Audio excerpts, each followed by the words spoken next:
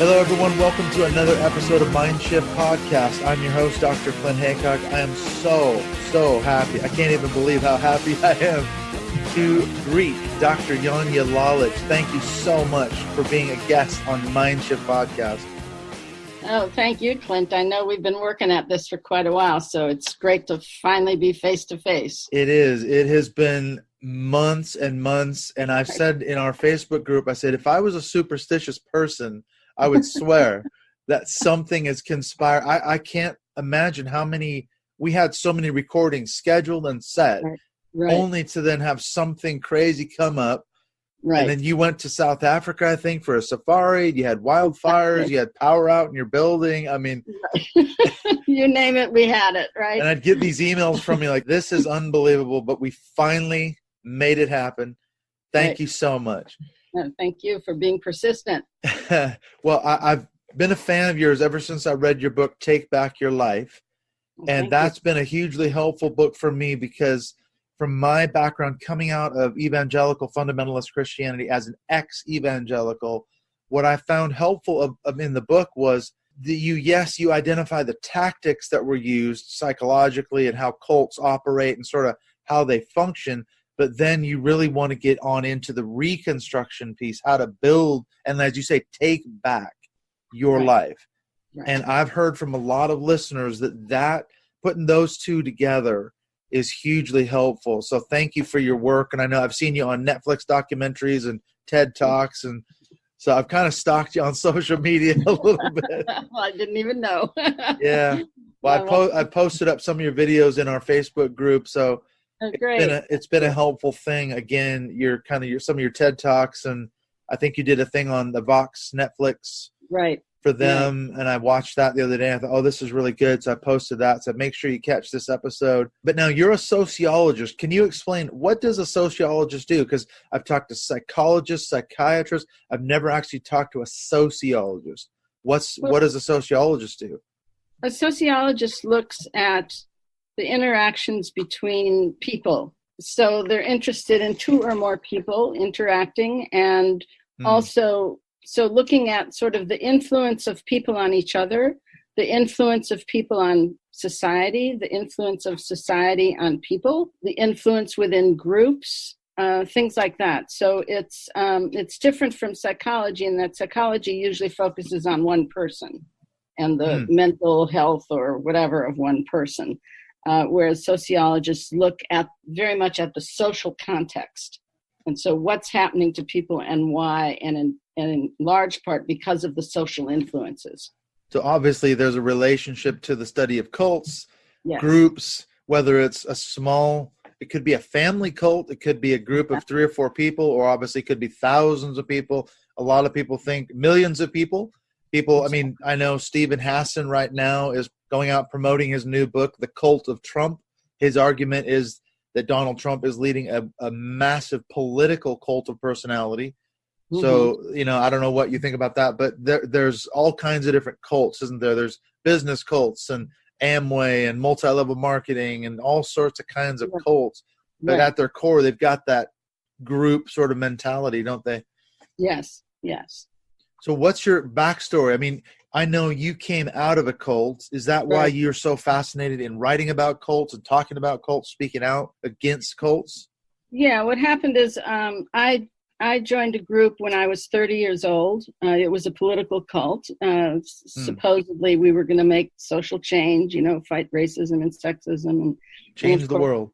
Right, change the world. And of course, all that was really a front to aggrandize the leader. So I was in that group for about 10 and a half years. It was a very restrictive group, very harmful, particularly psychologically. We spent most of our time sitting around in circles criticizing each other. And we went by the tenet which Chairman Mao taught, that you have to accept the truth of any criticism. No matter what the criticism was, you had to accept the kernel of truth. So that meant you could get criticized for anything. Right. Anyway, when I got out, I was about 41 years old. And, I'd already been to college. I'd been a Fulbright scholar. I'd lived in Europe. And I was 41 when I got out. I moved to New York because I wanted to get away from the Bay Area where the cult was headquartered. And I was a mess. I mean, luckily I got a job right away because of a contact from the organization, but I was just a mess, and I was trying to figure out what the hell had happened to me. And at that time, of course, there were very few books about cults, and there was nothing about political cults, except for Robert Lifton's work. And so when I came across Robert Lifton's Thought Reform and the Psychology of Totalism, that was like such a lifesaver for me, because it was very much like my group, because we built so much on Mao's teachings. Yeah. So I, eventually got my head back together. I moved back to the Bay Area, kind of got tired of New York, and started thinking about going to graduate school. Like most people coming out of cults, it was very difficult to make decisions. I wasn't used to making decisions about my life. So it took 10 years for me to decide to go to graduate school. So I think I was 50 when I started graduate school, and about 55 when I finished. And I immediately got the job in the sociology department at California State University, Chico. During that time, I was still, I became very active in the cult awareness circles, even before I went to grad school. Attending conferences. I wrote Take Back Your Life even before I went to graduate school. I think 3 of my books were written before graduate school. Yeah. And so teaching was a whole devotion in terms of time, because at the state universities, you have a big teaching load. But I still continued to do whatever I could related to cult awareness. I didn't so much see clients anymore because I was pretty busy. But I did do one of the research projects I'm most fond of, which was interviewing the 65 individuals who grew up in a cult, who were born or raised in a cult. And so that's my latest book, Escaping Utopia. And to me, that really became an important part of my focus, because I think the majority of people coming out of cults right now are those who were born in. They obviously never chose to be in the cult, so they have somewhat different issues. And of course, as a society, we have no resources for them. They can't just go to a domestic violence shelter.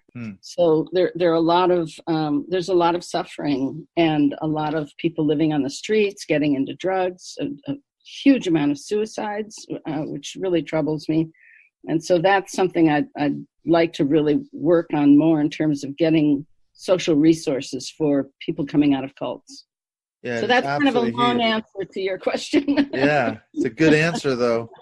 You have that passion for helping people, and I think that's kind of what drives a lot of us in this community.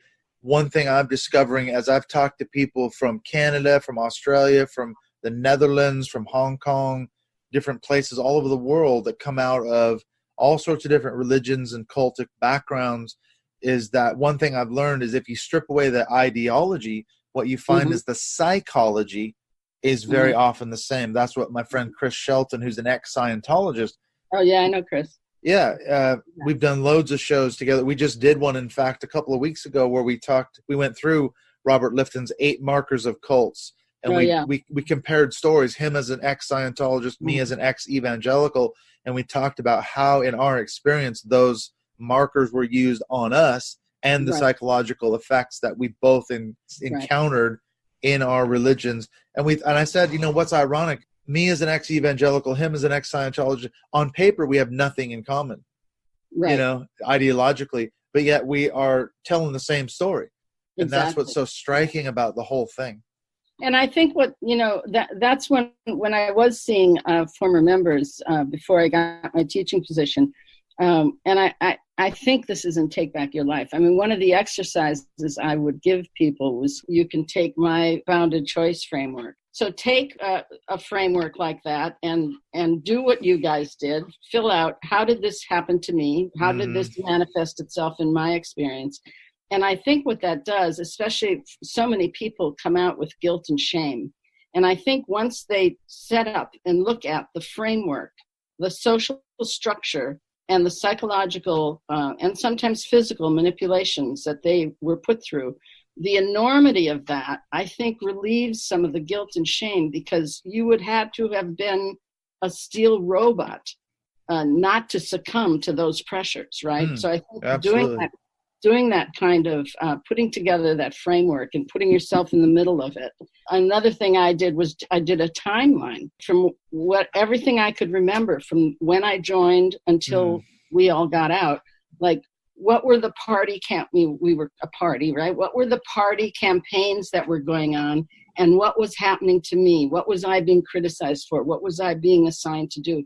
And that also helped, like, because it's such a mush when you get out. It's just like, whoa. It is. Yeah, it is. And it's also, I know for me, it was like, I felt like I was just overjoyed. I felt like I'd just gotten out of prison. And at the same time, it was daunting. It was terrifying, right? Absolutely. So having these things to grab onto, I think, is really helpful. Well, and that's a good analogy, isn't it? That's in Lifton's book. He talks about people that get out of prison. You've spent so many years literally locked in a cell. Right. And the rest of the world has moved on. Right, exactly. We've been out of the loop. We don't know what's happening. So we're trying to integrate or reintegrate back into society. And it's it could be very frightening and, like you say, daunting. Yeah, it's a big journey. There's a reconstruction piece. I remember when my first winter, we got out around October, November, and then I moved to New York. And the first, I guess it was January, February, and the Oscars was on TV. They used to be on much earlier than they are now. And the Academy Awards were on, and we never got to go to movies. I think in the 10.5 years, maybe I saw 3 movies. So I was watching the Academy Awards. It was the year that the Mozart film won. And I was just sitting in front of the TV, bawling my eyes out, just crying that I was doing this absolutely normal, everyday thing of watching Oscars on TV. So normal. Yeah. And yet not what everyone else is doing it. Exactly. Yeah. They're drinking or eating popcorn or whatever. I'm just like bawling my eyes out. Yeah. What's wrong with you?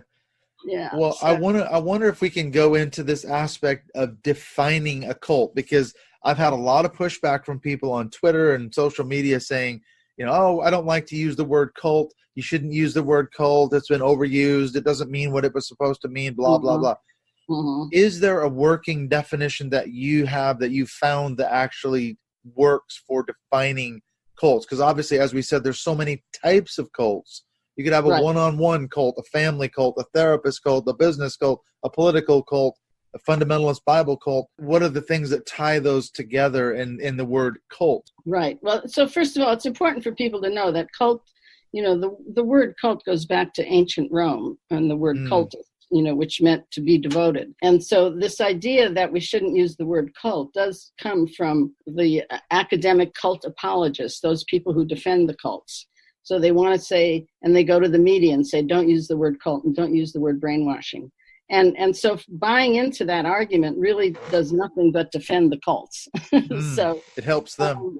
It helps them because they want to just call them new religions, new religious movements, right? And they say, oh, well, these are just baby religions, leave them alone. Well, that's a bogus argument, first of all, because many cults aren't religious, as we've just said. And secondly, I don't care how baby an organization is, it has to follow the laws of the land and not harm people. So they still need to be held accountable.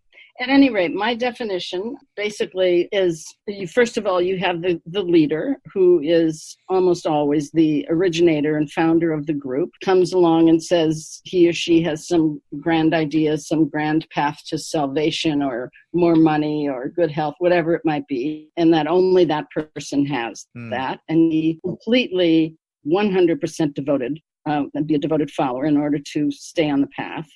Secondly, there needs to be some sort of what I call an extreme ideology, some kind of ideology that offers you the answer to everything, and most importantly, that requires you to go through a personal transformation.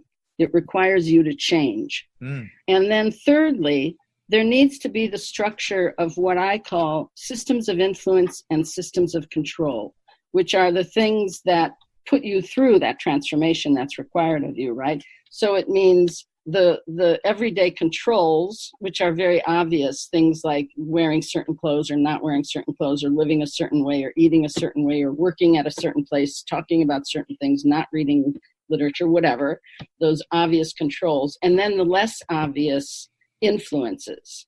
And probably the biggest influence on all of us is peer pressure. And that's why these things are groups, right? Because once we reach a certain age, we respond way more to our peers than, say, to our parents or whatever, right? So peer pressure is what very often keeps people in these groups, keeps them from complaining because they're watching what everyone else is doing, right? Keeps from leaving. I know I wanted to leave my group for years. And the reason I didn't was I felt so obligated to all the people I recruited and all the people that I criticized and sort of forced to stay in when they wanted to leave. And I thought, how can I be the dirty rat and leave all those people there to go through all this shit, right? Yeah, So, you got them into this thing. Yeah, exactly. Yeah. I no longer had any kind of devotion to the leader, and I very much doubted the ideology, but I couldn't break free. And a lot of that was because of my peers and what I felt for my peers. So to me, those are the three things: the leader, the ideology, and the systems of influence and control that work together to hold the person in. So is it a case of you can take that sort of as a template and put it over the top of a group and say, okay, is this a cult or are there cultic tendencies? Right. Because, for example, we recently someone shared on Twitter, she put up a picture of it was a Baptist fundamentalist Bible camp rule book from 2009. So it wasn't all that long ago. And there was about 15 rules on this page. And it was all about what you just said, control. And it was all about no talking about movies, sex, booze, drugs, and then one of the quotes that jumped out at me, it said, the adults are always right, even when they're wrong. Yeah. And it said, if you ever have a thing where you think an adult might be wrong, don't say anything to anybody. Come to the pastor and talk to him. Don't talk to anybody about it. And there was a bunch of incredibly restrictive rules. And I remember what's one of your quotes in Take Back Your Life. You said that when you're describing the person of the cult leader is always right, even when he's wrong. And I thought, my God, this actually it's right in a Baptist rule book for a summer camp that we're sending kids to. Wow. Talk about rife for abuse. Yeah. Exactly. Unbelievable. Wow, that's incredible. I mean, I get asked all the time, like, what's the difference between a cult and a religion? Or is the Catholic Church a cult? Or are the Marines a cult? And so, my answer always is, a healthy religion is going to, first of all, a healthy religion is going to have you praying to or worshiping higher principles, right? Whether that's Allah or God or trees or, whatever it might be, right? You're not worshiping the guy right in front of you or the woman right in front of you, right? So one, it's that. And secondly, there may be, like this rule book, there may be things that the religion puts out that says, you should do this, you should do that, you should not use contraceptive, you should whatever. But the difference between a healthy religion and a cult is that in a healthy religion, they're not coming around and checking up on you. I bet there's a lot of Catholics who use contraception, right? But the bishop's not coming into their bedroom to check if they're using contraceptives. I would hope not. Yeah.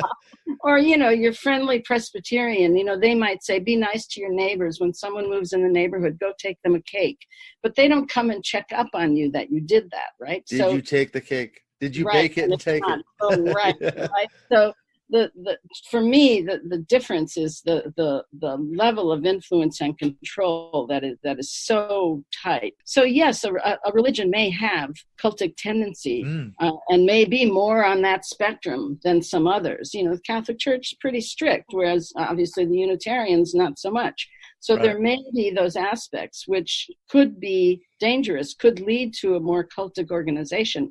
But the other thing is, and this is my concern about fundamentalism today, most legitimate churches are going to belong to a denomination, right, where they're going to have checks and balances. They're going there's a way for people to complain to somebody. Right, whereas accountability, right? Whereas all of these non-denominational little corner store churches that are opening up, there's no accountability.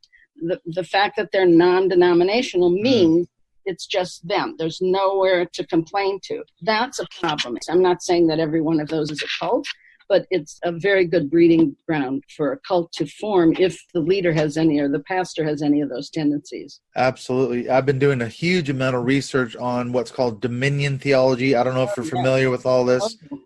Yeah, churches like Bethel Redding in California and IHOP in Kansas City. the Yeah, New I Apostolic a Reformation. lot about Bethel. Yeah. Yeah. And I like you're saying, you can take a lot of these templates like Stephen Hassan's bite model or your model from your book or Lifton's Markers of Cults and start to put them over the top of groups like that. And I think, that's when you see those markers start to line up. But what about this issue of destructive cults? Because you hear that term, oh, it's a destructive cult. I mean, you could point to some of the more obvious examples. You could say, look, Jonestown, Heaven's Gate, the Manson family, they killed people. Aum Shinrikyo, they killed people. They released sarin gas on the Tokyo subway. That's a destructive cult. Right. But what Nexium, about women. Nexium, sex cult, and they were branding women and all sorts of horrific things. But what about the psychological damage? Would you consider what a cult does to a person psychologically as being part of this destructive cult sort of rubric? Well, the way I see it is that, like anything else, like most social structures, cults exist on a continuum, right? From extremely harmful, destructive to more benign. So the spectrum. Yeah. So there's this spectrum of sort of behavior and the effect on the members. So from very destructive, harmful to more benign. In my opinion, if it meets the criteria of being a cult, it's never completely benign, because part of what makes it a cult is that it has this influence on you to be a conformist, to shut down your critical thinking. So it may be a namby-pamby little cult. They're killing people. Right, and it may not be that they're killing people. It may be namby-pamby, new agey, whatever, but you're still not allowed to be the person you would be on your own. So I don't consider any of them to be completely benign. They're going to do some damage. Yeah. When I started really studying this issue of cult psychology, I finally admitted to myself that I had grown up in a cult. I grew up in the Bill Gothard movement. I don't know if you're familiar with his Institute in Basic Life Principles, what it's called now. When I was a kid, my parents raised us according to his teachings, and that was very destructive to us kids on a lot of different levels, sexually, psychologically, relationally. So, we didn't go out and we weren't killing people, but my God, the destruction, even to this day, that I'm still putting the pieces together because I was born into it. I was a second generation one. Yeah, I mean, that's the problem with the kids who were born in, or the individuals who were born in, because you didn't know any other world. And so when you come out, it's not like I came out, I was 41. I already had a college degree. I had friends from before. I had family who weren't part of it. I could go back to those things. Whereas someone born in it, that's all you have. And you come out and you're just floundering in that a lot. And you have to put everything back together, your moral code, Have you read Escaping Utopia? I haven't read that yet, but I've got about 6 books on the go. But it's on the list because someone said, "Oh, yeah, this is about sort of second generation people like me who were born into it." Yeah. And I've done a lot of studying on that and talked to people about how this works. And as you say, you didn't have a pre-cult identity because you only had the religious identity. So who are you? What I think what's interesting is what I felt from, because most of the people I interviewed for that book left on their own in adolescence or early adulthood. There were a few who didn't fit that pattern, but most left then. And I think it's interesting that even those who grew up in really sleazy cults, like the Children of God or really restrictive, horrifically abused. Yeah. And yet they had some kind of innate, inborn sense of right and wrong, some kind of moral code that even though their parents and everyone around them were preaching this stuff, they felt something was wrong. And often the children would kind of band together and whisper among themselves, right? And I just think that's so interesting to see how that sort of inner resilience in us as human beings that sort of allowed those children to get out as fast as they could. Comes out. It's like your authentic self is trying to get out. Exactly.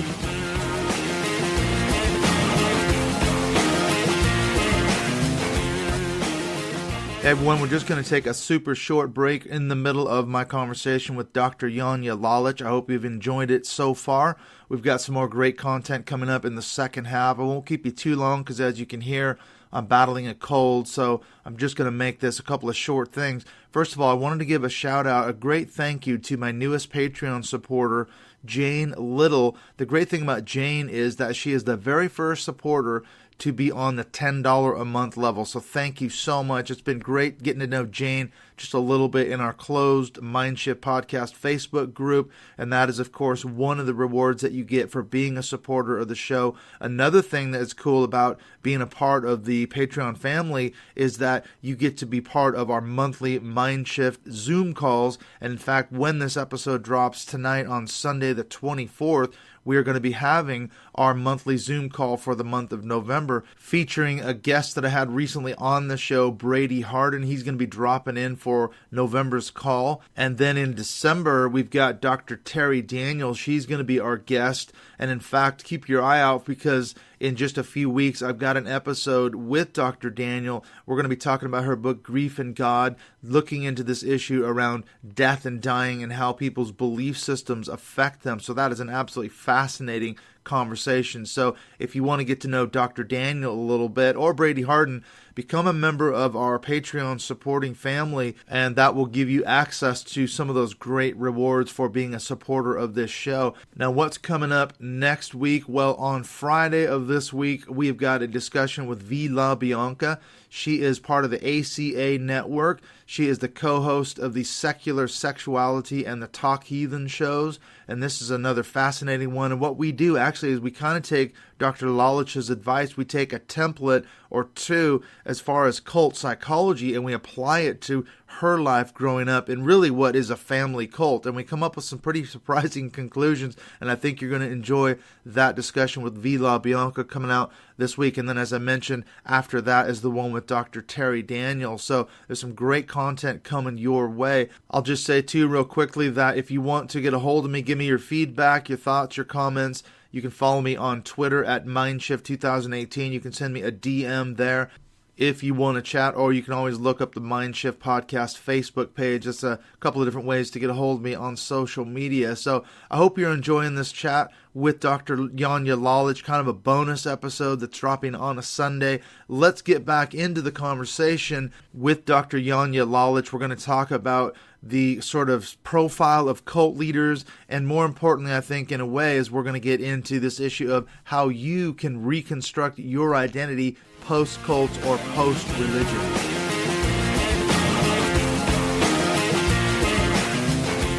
One of the things that struck me too about reading your book was when you go into the section of what type of person becomes a cult leader, you've got a fairly small list, and almost every cult leader sort of fits a profile.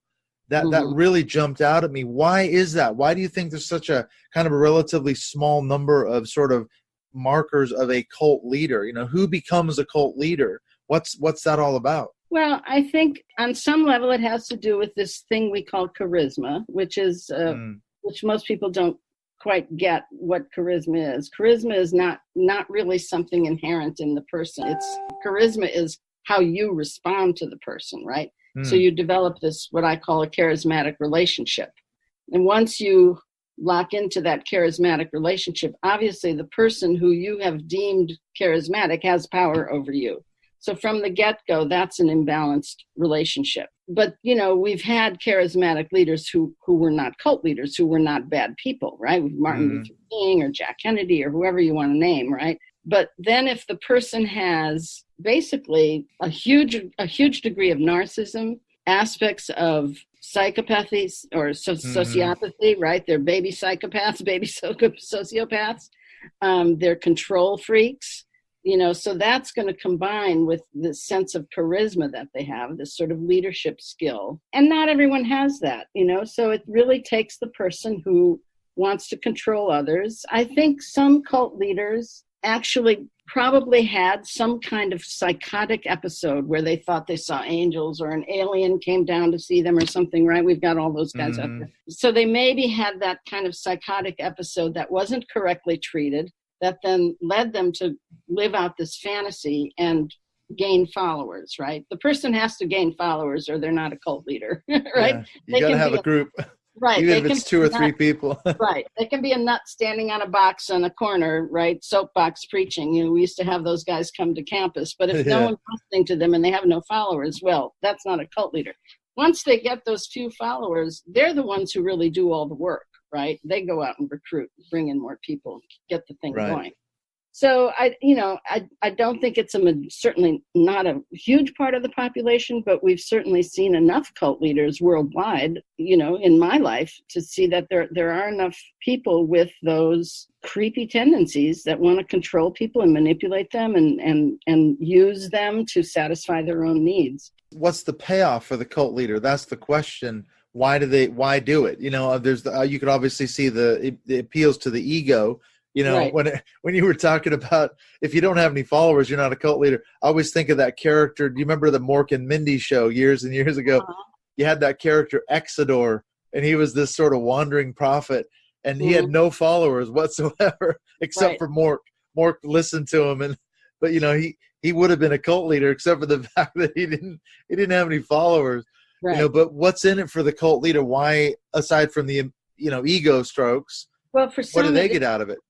Well, for some, it is just the ego strokes. It's the complete narcissism and realizing that they have people totally devoted to them, right? Like Trump, right? You can have people ready to go to jail to defend Trump. It's like, what the hell? They are going to jail. They are going to jail. There's 6 of them in prison right now. Exactly. And I think there's more on the way. More on the way. Yeah. But then you have, I always say it's money, sex, or power, right? Power is always in there because they want to control people. They want to be the person, the center of all things. And then money or sex. You had Bhagwan Rajneesh, who had 93 Rolls Royces.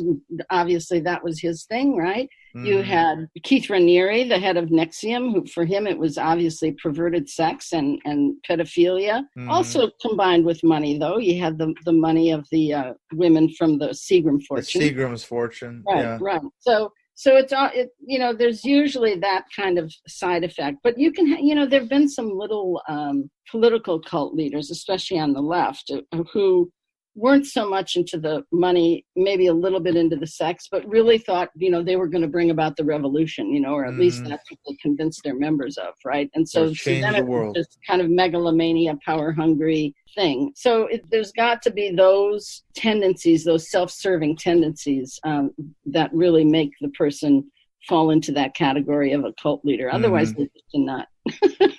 Because I remember you said in your book that what struck me was you said it was either one of 3 things or a combination. It was money, sex, or power, or a combination of all 3 of those. That's why people become cult leaders, and it's going to be 1, 2, or all 3. Exactly. And you see that, like you can go across like you just said, you could list off cult leader after cult leader after cult leader. They've been in it for 1, 2, or all 3 of those reasons. There's something in it. Men and women. There have been women cult leaders. They don't get enough attention. But typically, isn't the typical cult leader tends to be a man? I mean, there are female cult leaders, but why is it the case? Why are there so few female cult leaders? I think it's just a reflection of our patriarchal society. Men are born with the idea that they're better than women. It's less so these days, especially in some countries where, there have been some social changes around that. But in general, men have more privilege, have more access, and so are more able, I think, to carry these things off. But there have been just as evil female cult leaders. There's just not as many, for sure. You don't hear about as many often. No. What about the cult members? Now, this is a question I've been going around and around in my mind trying to figure this out. Okay, let's say you're in a destructive cult. It may be psychologically destructive. Those people at the top, I've seen those diagrams where a cult is like a pyramid. You got the leader at the top. You got his closest associates, sycophants around that cult leader. Everyone's trying to climb that pyramid and get close to the leader. What is it about those kind of top lieutenants that makes them not only want to stay, but to recruit more people? If they know it's so destructive, why do they stay? Why do they pull more people in? What is that about? I'm fascinated by that question. Well, you can take me as an example. I mean, I rose to the top very quickly. I was in the inner circle. I was on the central committee. I was close to the leader. I stayed with her at times in her second house. I think what happens is, in the beginning, most people, if they're decent human beings, in the beginning, someone buys into this belief system, right? They truly, like, I truly believe I found the answer. I truly believe that I found a way to make my mark on history and bring about social change, bring about social justice, right? And I was old enough that I'd tried other things, right? So it seemed great. I went into it hook, line, and sinker, right? I was absolutely devoted. I think what happens is you rationalize the things that don't seem right. All along, I certainly had doubts. I had questions. I learned very quickly you can't raise them because, boom, something will happen to you. And you get told that by doing that, you're anti-leadership, right? So I think people push away the doubts. They become true believers. They become blinded to the reality of what's happening, or believing that the punishments, the severity of things, the psychological harm that's happening. I think people become blind to it and shut it out and just think this is the right thing to do. This is what we have to do. This is how we have to reach our goal. This is how we have to reach our goal. It becomes the ends justify the means, right? Anytime you're in an organization where the ends justify the means, get the fuck out. Get out of there. Get the hell out. Do not walk to the nearest exit. Right. Because once you have that kind of philosophy, then anything goes. And that's where things can get dangerous. So I think what happens to people, the leadership and people at the top, I think in part you keep doing what you have to do because that's what you're trained to do and you don't know any way out. I think for some people, there does become a breaking point. And at that breaking point, it's like the guy in the impeachment hearing we saw today. I don't think anybody expected him to break with Trump. And he was Trump's man. Sondland, And today he broke with Trump and he bloody nailed it. He killed it. Right. And nobody expected that. And I think there comes a point when, the straw that breaks the camel's back, the push pin that breaks the indoctrination, punches it open, and then you're ready to do something. You either work your way out, and that may take a while.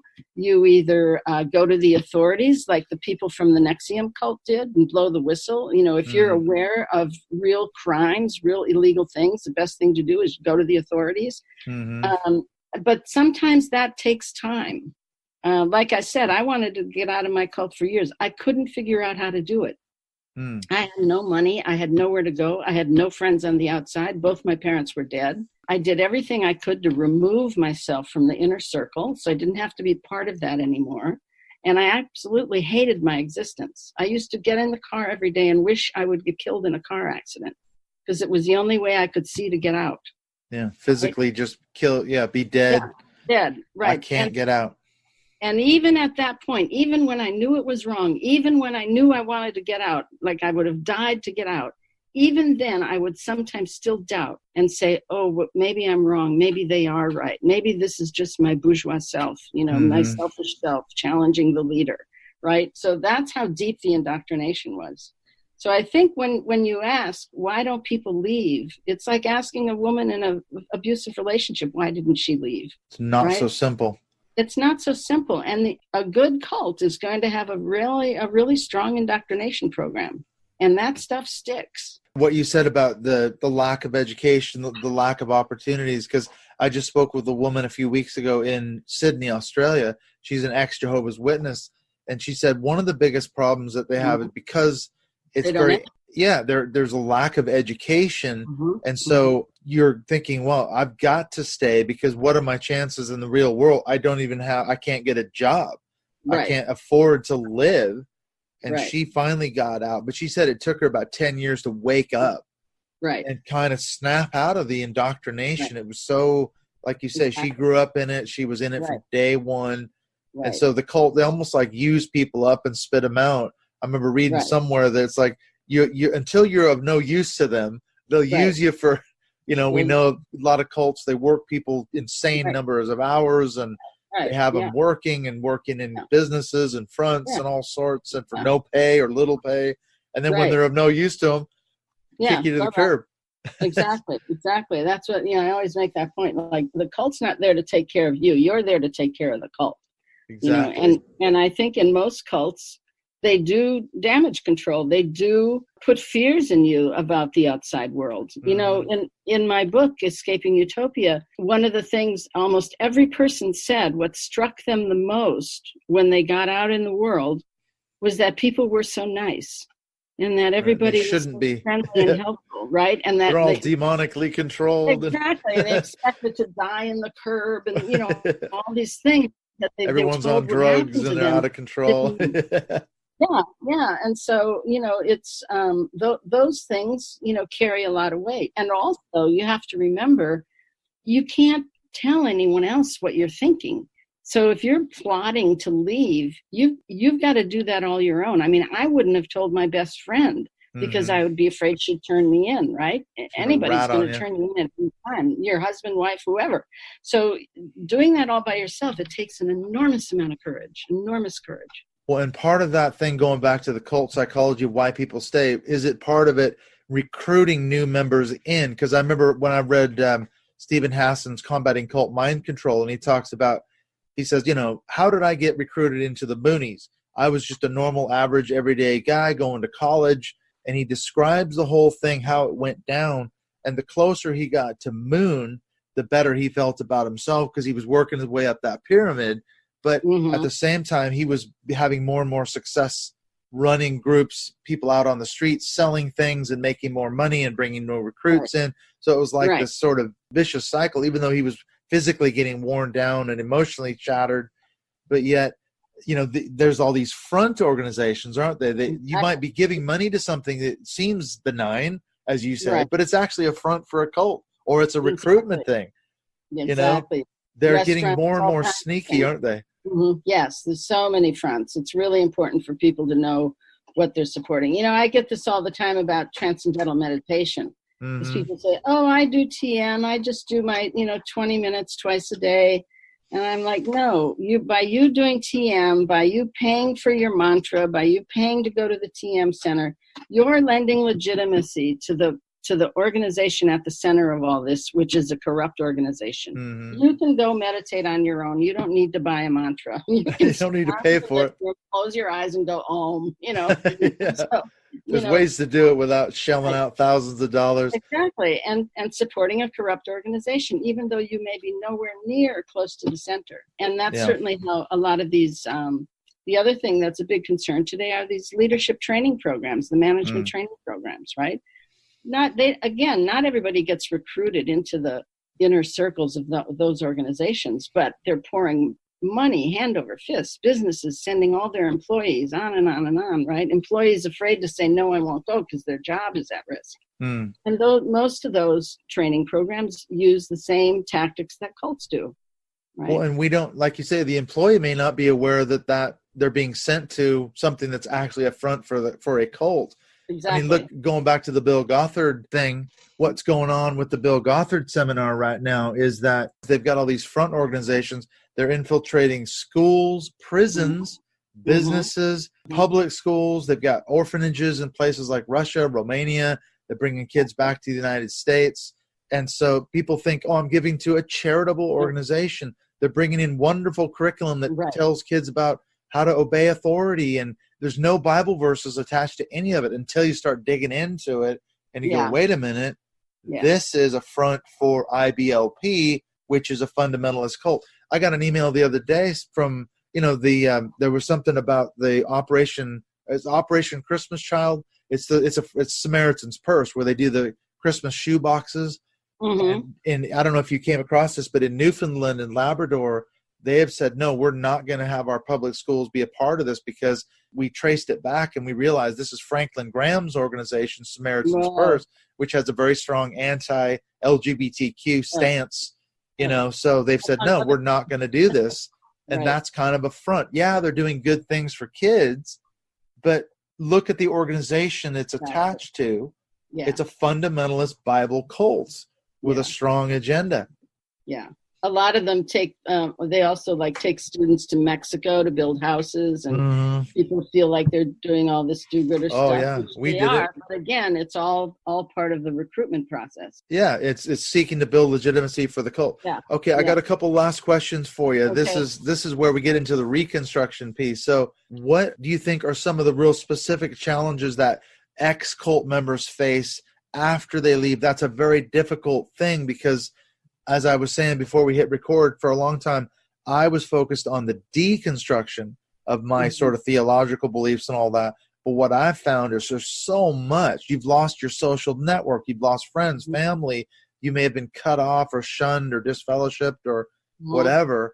What are some of those challenges that you've come across that people have faced? Well, I think there's a number of them. I think one of the biggest is, well, as I mentioned earlier, dealing with guilt and shame and finding ways to get rid of those thoughts, thinking that you either made a mistake or you left people behind. You want to go back and get all the people you left behind, all these things.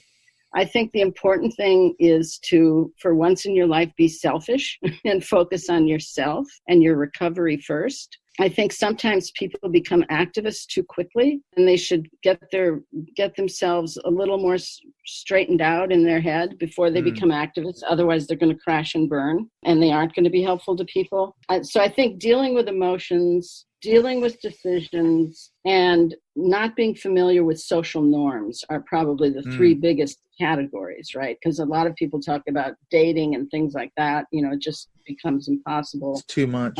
Yeah. So I think one of the biggest gaps in help is that we don't have enough therapists that understand post-cult after effects, post-cult phenomena. And so sometimes people go to a therapist and it's not helpful at all because they either don't believe you or they don't know what you're talking about and it's crazy. So that's why in my books I put checklists, like here's what you should ask a therapist. And if they don't know about cults, ask them to read Take Back Your Life. And if the person doesn't want to read Take Back Your Life, then they're not going to be a good therapist, right? Right. Must be terrible. Right. So a good therapist can be very helpful, but a bad therapist can be very harmful in the sense of holding you back, keeping you from going forward. I think a lot of people, especially those who were in for any length of time or who were in an extremely destructive group, even if for a short time, suffer from PTSD and often don't get diagnosed or get misdiagnosed. So I think one of the things I've discovered that's helpful is there are workbooks you can buy. So even if you can't find a good therapist, there are things like the PTSD workbook, and you can actually go through it. Work through different stuff on your own or with a friend or with someone in your family. Hopefully you have some supportive network around you. And that's really important because I think people have a tendency, it's hard to make friends. And then also because most of us were in groups where you had to spill everything about yourself all the time. You'll meet somebody and you'll blurt out all this stuff, and then they look at you like, "Oh my God!" And they run the other way, right? Too much information. Yeah, TMI, right? Yeah. So I think learning how to make friends is takes time, and learning to trust people again and not be taken advantage of again. So hopefully, if you have at least a couple of friends that you can rely on, or family. And it's why I tell families, always be that safe haven, no matter how long your person is gone, in whatever way you can convey to them that if they come home, you'll be there for them. You won't ridicule them. You won't say, see, I told you not to join that group, right? But you'll be absolutely supportive. If they want to sleep, let them sleep. If they want to eat compulsively for a while, let them eat compulsively for a while, right? It's like, just let them be and be supportive, be there with hugs. Because people, it's like we said earlier, it's scary to leave. You're giving up a whole world. You're giving up a whole world and you don't really know what you're going into. So I think those are the main things: emotions, decisions, and social norms, and finding helpful resources to work on those things. And I don't mean to brag, but I do think my book, Take Back Your Life, has really been a lifesaver for a lot of people. I get emails still. I mean, the first edition came out in 94, and it's been so helpful to people because it's down to earth. It gives you helpful things. It's not preachy. It's not academic. It's by two former members, and it just there for you, so. It's very readable. And I used it to write an article about the cult of Trump on Medium. So yeah, cool. it was very helpful because I went through some of the markers of cult leaders and I just started applying them to Donald Trump. I mean, there's other articles out there, obviously, in books now about this cult of Trump and all that. But well, and I was going to say, hopefully it's not your family that's disfellowshipped you, because of course that's the other side of it, isn't it? The other side if they're, of it, if they're still in the religion or the cult or whatever, they may be cutting you off, and then you've got nobody. You've lost that support. And that's a whole other thing to deal with, and that's very, very tragic. Well, and what you were talking about therapists, I mean, I've encountered this as well, talking to ex-evangelicals and ex-fundamentalists, is that the worst person you want to find is a Christian counselor, because a lot of times they'll be trying to sway you back into the fold. They'll say, well, your problem is sin. Your problem is you're not reading the Bible enough. You're not submitting to your husband enough. You're not, whatever it might be. And so they've got that worldview, that theological worldview that they're trying to push that agenda. So I talked to Dr. Darrell Ray from the Recovering from Religion, and he said, don't talk to a Christian therapist if you're coming out of Christianity. Recovering from Religion. Those guys are great. Yeah, the Secular Therapy Project, and that's why he did one of their interviews. So they're great guys. Now before I let you go, we got to say there's a hello to Janice Selby, because you're going to be speaking at her Court 2020 in Vancouver. She's a very good friend of mine. Oh, really? Yep. She's been on my podcast a couple times, and she's part of our group. We have a closed Facebook group, and so we stay in touch. In fact, we went to Vancouver in July this last year. My sister and I drove up there from Seattle. I was in Seattle for a couple of weeks, and so we met up with Janice and her husband. And unfortunately, I can't make the conference, but my sister Valerie's coming, so you might see my sister Valerie when she comes up to Vancouver. And I'm trying to get there's a whole crowd of former NXIVM people in Vancouver, including Sarah Edmondson, who was the one who blew the whistle, the one whose scar was in the New York Times. Oh yeah, I've seen the picture. She's in Vancouver, and so I'm trying to get her to come and bring some of those folks, which would be great. Yeah. So, but you're American, but you live in the UK. That's right. I've been over here. We're coming up on 14 years in December. I've been over here. We moved over here so I could do a PhD at the University of Chester, which is up in the northwest of England, near Liverpool, up in that area. Okay. And then we just ended up staying on. And we've been here. This is our home now, but I've been back to the States a few times, so yeah, we had a great trip. Do you teach? Well, actually, this is funny. I taught Bible and theology for 8 years after I got my PhD at a Bible college in Leeds and Liverpool. But I was also deconstructing at the time, which proved to be very challenging as a teacher, because I was questioning this stuff myself and trying to get the students to think about what we were, talking about. And then I got made redundant, what they say here in the UK, basically laid off when the school ran out of money, which turned out to be the best thing they could have ever done. It screwed me over financially, but now I actually teach carpentry and joinery at a college in England. So that's a completely different change of field for me. I'm still teaching, but obviously I'm not teaching theology but I doing this podcast is the way I kind of keep my hand in that field, because it's helpful to a lot of people. So for sure. I'm glad to meet up with people like yourself. Cool. Great. Well, I'm glad you found me, and we finally got it done. I know, I can't believe it. And I can't believe it either. You'll send me a link when it's ready to go, right? Yeah, I'll send you all the links. I'll put any contact details you want. If you send me whatever, Twitter, Facebook, websites, whatever you want, I'll put them in the show notes and people can get a hold of you. Hopefully they'll come up to the Court 2020 in Vancouver in April next year. And I know it sounds like it's amazing. I can't believe I'm going to miss it, but no, it sounds pretty good. Yeah. So thank you, cool. Dr. Janja Lalich. I'm so glad we finally made this happen. Thank you and take care. Have a great day. All righty. Bye-bye. Bye.